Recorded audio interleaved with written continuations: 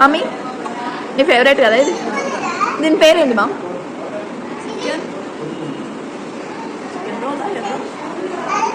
పేరు తెలవకుండా ఫేవరెట్ అయిపోయిందా?